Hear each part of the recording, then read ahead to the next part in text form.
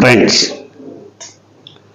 ఆంధ్రప్రదేశ్లో నీచ నికృష్టకరమైనటువంటి రాజకీయాలు సాగుతున్నాయి.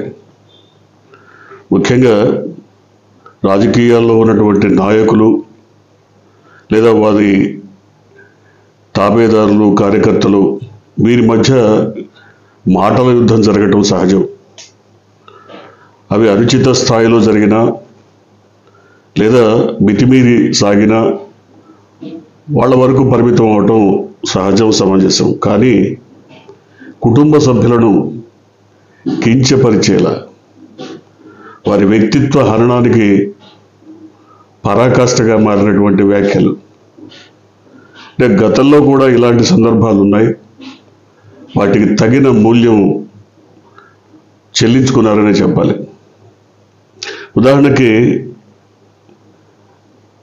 పింగళి దశరథరావు ఎన్కౌంటర్ పత్రిక వ్యవస్థాపక సంపాదకుడు.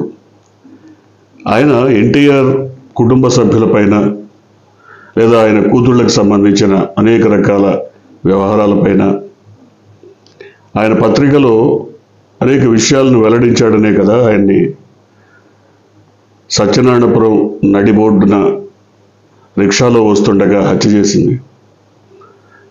ఆయన హత్య తర్వాత అనేక రకాల విషయాలు చర్చనీయాంశాలైనాయి. కానీ ఆయన కూడా కొంత సంయమనం పాటించి మహిళల వ్యక్తిత్వాన్ని కించపరచకుండా ఉంటే బాగుండేదనే అభిప్రాయం కూడా వెల్లడైంది. ఇప్పుడు అదే జరుగుతోంది. సాక్షాత్తు మాజీ ముఖ్యమంత్రి భార్యను, పిల్లలని నీచాతి నీచమైనటువంటి భాషతో చాలా చాలా అంటే మాట్లాడుకోవడానికి కూడా వీలైనటువంటి నీచ నికృష్ట భాషతో వీడియో పోస్టు చేసినటువంటి కిరణ్, చేబ్రోలు కిరణ్ని గుంటూరు దగ్గర నల్లపాడు పోలీసులు అరెస్ట్ చేసినట్టుగా చెప్తున్నారు. సరే, అతను ఏదో ఒక వీడియో కూడా పెట్టాడు, నేను తప్పైంది క్షమించండి అని ఏదో. కానీ ఎంత వ్యక్తిత్వ హరణం జరగాలో అంత జరిగిపోయిన తర్వాత, ఎంత చెడు జరగాలో అంత జరిగిపోయిన తర్వాత క్షమించండి అన్నా, తప్పైందన్నా వచ్చే ఫలితం లేదు.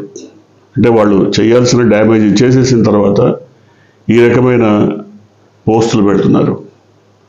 అతను ఒక్కడే కాదు, దాదాపు గత 6-7 నెలలుగా ఒక సీమరాజు అని ఒక వ్యక్తి, మరొకరు కొంతమంది జగన్మోహన్ రెడ్డిని, వారి కుటుంబ సభ్యులను, వారి వ్యక్తిత్వాన్ని పూర్తిగా దెబ్బతీసేలా, వారి నైతికతను దెబ్బతీసేలా నీచ నికృష్టమైన భాషను వాడుతూ పోస్టులు పెడుతున్నారు. మరి పోలీసులు ఎందుకు ఉపేక్షించి ఊరుకుంటున్నారు అంటే ఇక్కడ ఒకే ఒక కారణం కనబడుతోంది. ఏంటది? మొన్నటికి మొన్న సత్రపల్లి ప్రాంతంలో ఒక టీడీపీ నాయకుడు ఒక అంగన్వాడీ కార్యకర్తను, నువ్వు వచ్చి నా దగ్గర పడుకుంటే కానీ వీల్లేదు, లేదా నీ సంగతి చూస్తానని, నేను కమ్మోళ్ళని ఎవరు ఏం చేయలేరు, నువ్వు దళితురాలివి అంటూ మాట్లాడినటువంటి ఆడియో బయటకు వచ్చింది. కానీ దాని మీద చర్యలేవి? అంటే ఇక్కడ కుల కావరం, చాలామంది వైసీపీ వాళ్ళు ఇప్పుడు అదే చెప్తున్నారు, ఈ కమ్మ కావరం లేదా కులోన్మాదం, ఇది ఈ 7-8 నెలల కాలంలో పెచ్చరిల్లిపోయిందా, పరాకాష్ఠకు చేరిందా? ఎందుకంటే చాలామంది గ్రామీణ ప్రాంతాల్లో చాలామంది మహిళలు బయటికి రాలేకపోతున్నారు, చెప్పుకోలేకపోతున్నారు, బయటకు వచ్చి తమ పరువు దెబ్బతింటుందని బాధపడుతున్నారు. కొంతమంది ధైర్యం చేసి ఈ విధమైన ఆడియో టేపులను లేదా వీడియో టేపులను బయటికి తీసుకొస్తున్నారు. ఇవాళ ఈ కిరణ్ అనేవాడు ఎంత అహంభావంతో, ఎంత ఉన్మాదంతో ఊగిపోతూ మాట్లాడాడో చూసాం మనం.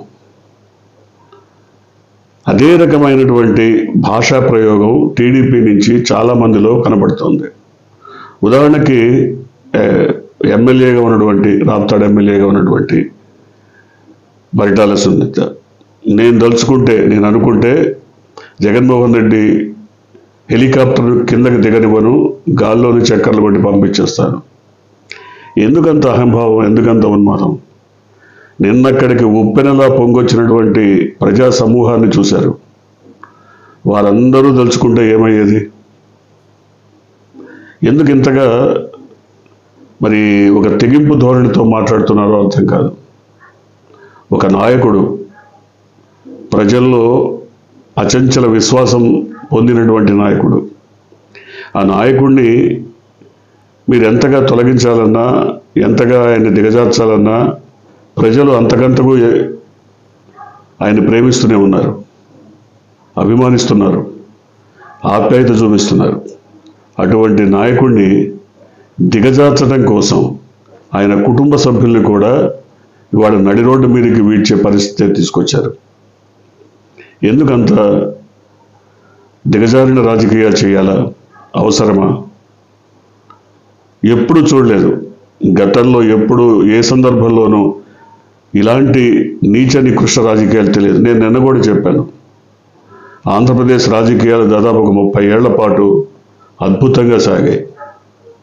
ఒక ఉన్నత ప్రమాణాలతో హుందాగా సాగాయి.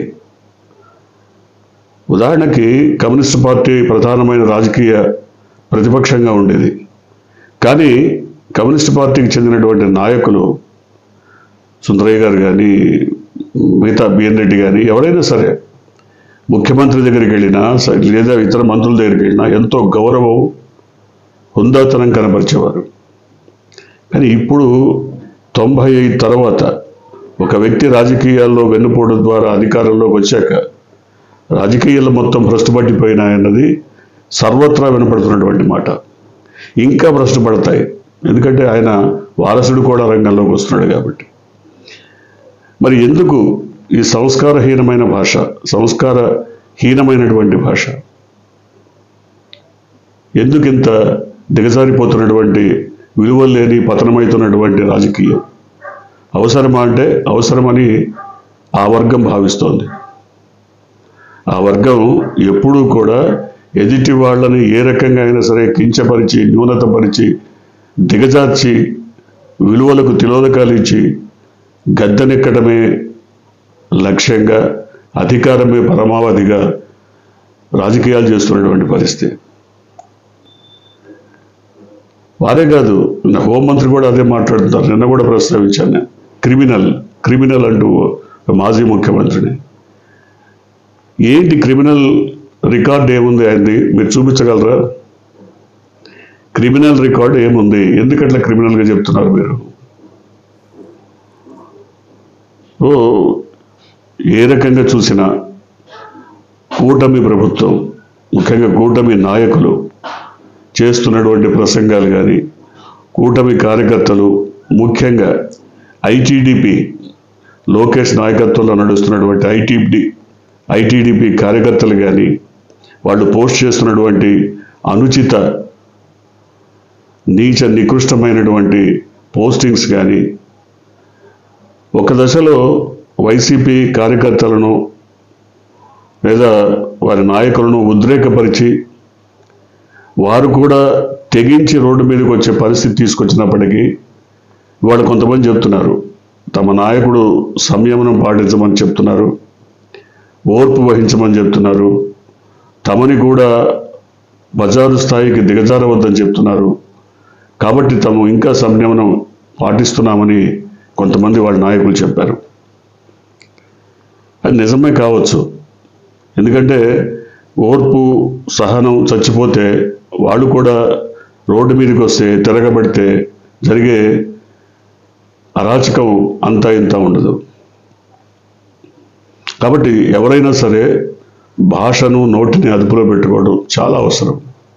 రాజకీయాల్లో విమర్శలు ఉంటాయి, రాజకీయాల్లో ఎదుటి వ్యక్తిని, ఎదుటి పక్షాన్ని విమర్శించడానికి అనేక రకాల మార్గాలు ఉంటాయి, పద్ధతులు ఉంటాయి.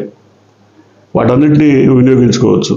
అంతేగాని అదుపు తప్పిన భాష, అదుపు తప్పినటువంటి సంస్కారం కనబరచడం మాత్రం ఏ మేరకు సహేతుకమో వాళ్ళే ఆలోచించుకోవాలి. ఇప్పుడు కిరణ్ని అరెస్ట్ చేశారు. అతను ఎవరో సీమరాజా. అతను వాడుతున్న భాష ఏంటి, అతను మాట్లాడుతున్న తీరేంటి, ఆ వ్యంగ్యం ఏంటి, వెటకారం ఏంటి? మరి వీటి మీద ఎందుకు చర్యలు తీసుకోవట్లేదు? ఇంకోతను ఏదో జబర్దస్త్లో నటుడు అనుకుంటా, ఆర్పీగా ఏదో ఉంది, అతను ఆర్పీ కావచ్చు, రోజా కొవ్వుతో లడ్డూలు తయారు చేశారని ఇట్లాంటి భాష మాట్లాడినప్పుడు పోలీసులు ఎందుకు సుమోటోగా స్పందించట్లేదు? కోర్టులు ఎందుకు సుమోటోగా స్పందించట్లేదు? వారికి ఈ అధికారం ఉంది కదా. కోర్టులు నిన్న ఒక పోలీస్ చెప్తున్నాడు, ఈ కాకి చొక్కా చాలా ఎంతో పోటీపడి సాధించి నేను తొడుక్కున్నాను, నేను నిజాయితీ పరుణ్ణి అని. అంత నిజాయితీ ఉన్నవాళ్ళు ఇలాంటి వాటిని ఎందుకు మీరు సుమోటోగా తీసుకోవట్లేదు? మీరు సీమరాజు ఎవరు, ఈ కిరణ్ ఎవరు, ఆర్పీ ఎవరు, ఇంకా చాలామంది ఉన్నారు ఈ రకంగా అదుపు తప్పిన భాష వినియోగిస్తున్నటువంటి వాళ్ళు. అంటే వీళ్ళు ఒక దశలో మానేస్తారేమో ఆపేస్తారేమో అనుకున్నారు, కానీ రోజు రోజుకి ఇంకా దిగజారి ఇంకా నీచంగా నికృష్టంగా మాట్లాడుతున్నటువంటి తీరు చూసిన తర్వాత వీరికి వెన్నుదన్నుగా ఉన్నటువంటి ప్రభుత్వం, వీరికి ఊతమిస్తున్నటువంటి హోంమంత్రి లాంటి మాటలు, హోంమంత్రి గారు మాట్లాడారు నిన్న, లేదా సునీత గారు మాట్లాడారు, ఇలాంటి వాళ్ళే ఊతమిస్తున్నట్టుగా కనబడుతోంది. కాబట్టి పై స్థాయి నుంచి, అంటే ముఖ్యమంత్రి స్థాయిలోనే ఇలాంటివి కట్టడి చేయాలి. కట్టడి చేయటానికి ఆయన చర్యలు తీసుకోవాలి. తీసుకుంటారని కూడా చాలామంది భావిస్తున్నారు. ఎందుకంటే ఇంకా ఆయనలో కొద్దో గొప్ప హుందాతనం ఉంది, ఆయనలో నైతిక విలువలు పూర్తిగా పతనం కాలేదు, ఆయనలో ఇంకా ఒక పాలనా దక్షుడు కొద్దో గొప్ప బతికే ఉన్నాడు. కాబట్టి ఆయన ఇలాంటి వారిని కట్టడి చేస్తారు, చర్యలు తీసుకుంటారు అని చాలామంది ఆశిస్తున్నారు, భావిస్తున్నారు. మరి ఇప్పటికైనా ముఖ్యమంత్రి స్థాయిలో ఒక కీలక నిర్ణయం తీసుకోకపోతే ఐటీడీపీ, ముఖ్యంగా ఆయన కుమారుడి నేతృత్వంలో నడుస్తున్నటువంటి ఐటీడీపీ వెర్రితలలు వేస్తున్నటువంటి పరిస్థితి, దాన్ని కట్టడి చేయాల్సినటువంటి అవసరం ఉంది. ఇలాంటి పోస్టులపైన తరతమ భావం, భేదభావం లేకుండా పోలీసులు కూడా చర్యలు తీసుకోవాల్సినటువంటి అవసరం ఎంతైనా ఉంది. చూద్దాం, ఈ మేరకు స్పందన వస్తుందని, సరైనటువంటి స్పందనతో పోలీసులు కానీ ప్రభుత్వం కానీ కఠినమైనటువంటి శిక్షలు పడేలా చర్యలు తీసుకుంటారని ఆశిద్దాం. మీరు కొత్తగా కనుక ఈ ఛానల్ని చూస్తున్నట్టయితే, మీరు ఇప్పటివరకు మన ఛానల్ని సబ్స్క్రైబ్ చేసుకున్నట్టయితే వెంటనే ఛానల్ని సబ్స్క్రైబ్ చేయండి. వెంటనే వీడియోని లైక్ చేసి షేర్ చేయండి. బెల్ ఐకాన్ని